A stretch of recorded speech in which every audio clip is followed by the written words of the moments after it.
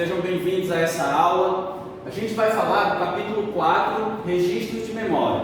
Para a gente poder entender esse registro de memória, a gente tem que lembrar do capítulo anterior, que era a formação das cidades, formação dos povos, organização social. Então a gente viu que esses povos eles se organizaram seguindo a religião e seguindo uma hierarquia. Então a gente vai agora pegar os objetos do cotidiano desses povos para a gente poder entender como que eles viviam naquele período. Então os objetos deixados eram o vestuário, o tipo de roupas, indumentárias que eles utilizavam, o tipo de tecido também que eles utilizavam para poder contar a história desses povos. As construções também vai ser um objeto do cotidiano dessas pessoas, onde a gente vai analisar o tipo de material utilizado nas construções, qual a divisão dessas construções, para que elas serviam. Tinham construções urbanas, tinham construções do campo, tinham construções também que fazia parte da administração daquele povo, e também vai ter construções que pertenciam à religião, os templos.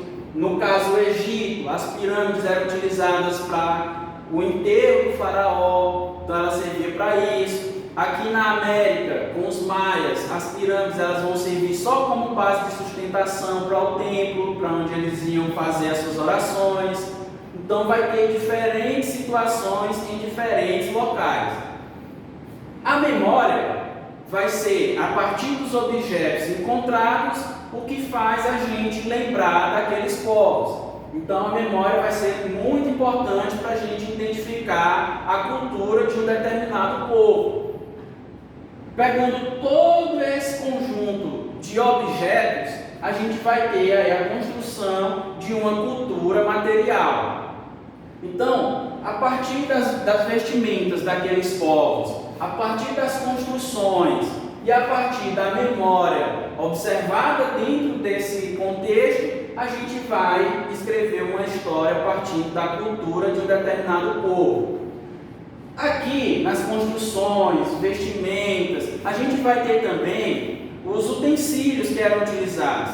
Lembra lá do período paleolítico que o homem começa a construir as suas ferramentas? Então aqui também vai ter um aprimoramento dessas ferramentas. Então a gente vai ter aí o garfo sendo criado a partir de ossos, colheres, panela de barro, já vai ser melhorado. Então tudo isso a gente vai utilizar para falar da cultura daquele povo. Então a cultura material nada mais é do que a junção desses objetos feita a análise pelo historiador. Essa cultura material, ela vai fazer com que esse povo ganhe uma identidade. O que é essa identidade? É a relação de pertencimento a um determinado povo. Então esse povo ele vai se sentir pertencente. No caso, vamos citar um exemplo, os egípcios. Então era um conjunto de pessoas que se sentiam pertencentes àquela região. Então eles vão ganhar a identidade de egípcios. Outros povos, na Mesopotâmia, a gente vai ter vários povos que vão pertencer à Mesopotâmia. Então a gente vai ter assírios, vamos ter fenícios, persas, vamos ter babilônicos, vários povos que vão constituir aquela região que vão pertencer à Mesopotâmia. Dentro dessa cultura material, formando essa identidade, a gente vai agora lembrar da religião. Então a gente viu que a organização social, ela partia da religião. Muitas das vezes, o chefe religioso, o sacerdote, também era o chefe político. Era o governador, era o rei. Tá? Então, ele que comandava aquela região. Então, dentro dos elementos simbólicos na religiosidade, a gente vai ter alguns animais sendo enaltecidos, sendo venerados. Então, lá no Egito, a gente vai ter o gato como um elemento simbólico. Por que o gato? Porque o gato ele vai representar a fertilidade. Então, a gente vai ter vários objetos criados pelos egípcios desculpe, para venerar o gato. Então vai ter estátuas, vão fazer mumificação de gatos. Que era a mumificação? A mumificação é um processo de preparo do corpo, né, da pessoa que morreu, que faleceu, para poder a alma dessa pessoa retornar. Então, como o gato é um ser divino, ele também vai passar por esse processo de mumificação. Então, vão ser retirados os órgãos internos do animal. Isso também vai ser praticado com a pessoa, com o faraó. Qual era o objetivo? Quando o faraó retornasse do outro mundo, o seu corpo estava preservado. E aí ele ia, pegava todos os seus órgãos, reconstituía o seu corpo e voltava a governar o Egito. Assim era o gato era visto como uma divindade. Então, se ele é uma divindade, ele pode ir para o plano astral, para o plano dos mortos, e retornar. E aí, quando ele retornar, o seu corpo está em perfeito estado. E agora, professor, como é que a gente sabe dessas coisas? Através dos objetos deixados pelos povos. Então, os arqueólogos eles vão encontrar múmias, e aí vão encontrar múmias humanas e vão encontrar múmias de animais. No caso do Egito, os gatos. Lá na Índia, o animal sagrado deles é a vaca. Então lá na Índia não pode comer carne bovina, de jeito nenhum. A vaca lá é sagrada, a vaca é solta, ela anda pelas ruas. Normalmente ninguém maltrata a vaca, por quê? Porque ela é uma divindade.